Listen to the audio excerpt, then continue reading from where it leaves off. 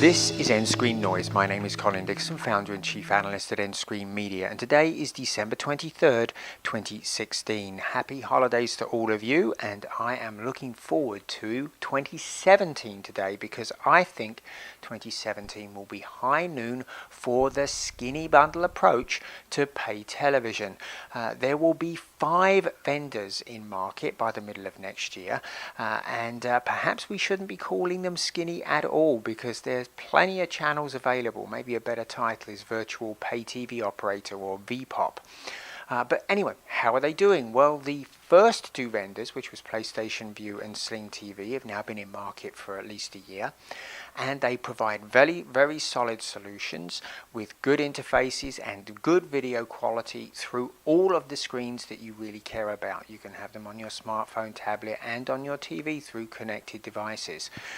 So they're doing pretty well. Sling TV, according to TiVo Digital Smiths, has 1.7% of consumers in the US using it today, and is perhaps the most a la carte of all of the approaches. $20 gets you just over 20 channels, and you can easily customize that package with $5 extra packs like from news and sports and movies and other types of genre. You can easily customize. You can add those on a monthly basis and drop them at the end of the month if you like. So very customized approach. One of the biggest holes that Sling has had is DVR, and they are now adding that.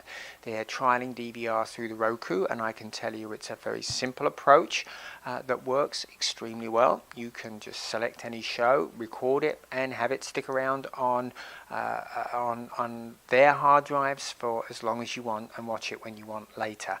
But you still cannot pause on all channels, so that's a bit disappointing there, but at least you can record.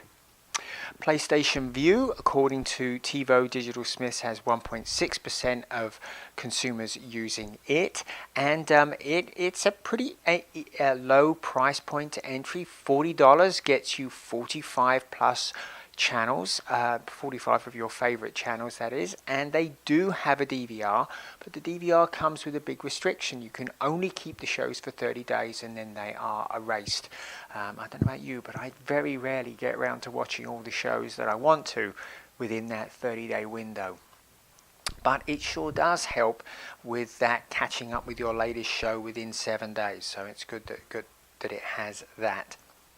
The newest entrant is DirecTV Now. Of course, they just launched last month. And this is perhaps the best deal right now of all 3 vendors. At just $35, you can get 100 channels. But of course, that is on sale at the moment. The price of that bundle will go up to $60 at some point in the future, which has yet to be determined. But it comes with a big catch. People are having a lot of technical problems, and I also have had problems with the service, particularly in the VOD library, where I couldn't play various of the assets that were available there. A lot of people are encountering problems during prime time watching live TV. They're seeing the QP 1502 error, and apparently this is a big problem right now for DirecTV, just stabilizing the technology so that it works really well. They will be adding DVR next year. It's not available today, and I can tell you one of the most attractive things about the service is great channel change time. Channel changes typically within 2 seconds, just like regular television. But can they fix these technical problems? That's the big question, I think, for DirecTV Now, because if they can't, well, it's not going to fly. People are just not going to stick with it, even at the great price of $35 a month for 100 channels. Coming next year, well, we have Google. Google will be launching through its YouTube brand a skinny bundle package, and they're busy out there signing up people right now. So, for example, they've already signed up CBS, and they'll have some CBS local affiliates and CBS Sports and some other channels. And perhaps the most interesting of those entrants will be Hulu. Of course, Hulu already has 12 million subscribers to its SVOD service, but it will be adding live television services sometime in the first half of next year. And the intriguing thing here is, of course, that Hulu is owned by the broadcasters, so hopefully they can help bring the best content, the best channels.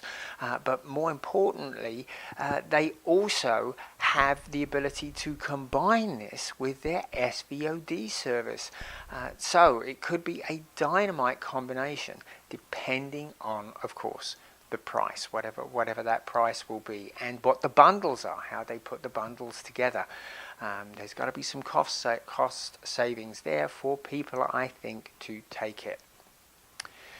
The biggest challenge for all of these services is local TV channels. ABC, CBS, NBC, and Fox always appear in the top 10 channels that people want to have in their bundles. So finding some solution to getting them in there is a really high priority for all these services, and right now it is very spotty. In my area, for example, in PlayStation View, I can get CBS, NBC, ABC and Fox channels, but in many areas you cannot get those, and it is very, very spotty within the other services, DirecTV Now and Sling TV. So this is a really big problem. Now, Sling is taking a pretty interesting approach to this. They are purported to be launching a box called the Air TV box, which includes an over-the-air tuner. So you can buy this box, hook up an antenna to it, and watch your local channels combined with Sling TV. So this could be very interesting if you have good access to local channels and you're willing to mess with aerials to get those into the service. It could be very, very interesting approach, but we'll have to wait and see how much that box is. And boy, I'm just not sure consumers are ready to start messing around with antennas again, that's for sure. And maybe we will see that at CES this year in a couple of weeks here. So, high noon for the skinny bundles in 2017. The question is, are you willing to take a few of less of the channels that you really want to save some money? And in some cases it could be quite a lot of money depending on how much you're paying for your existing service. It is going to be difficult figuring out all of the channels from all of the different services, on which tiers they are, just as it is with pay television. But you could potentially save a bundle if you're willing to give up a couple of channels that you currently watch. So the question is, are you willing to do that?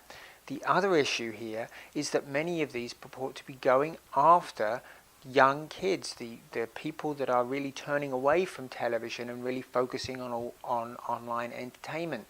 And the question is, can they attract them at these prices with these bundles, and in particular with linear TV? Because linear TV viewing is falling very fast in the younger generation. Millennials watched 20% less linear television between Q2 2014 and Q2 2015, and it fell another 7% in the last year. So is linear TV really something that they're willing to pay for and something that they want? Well, all of these questions will be answered this year, this oncoming year rather, in 2017.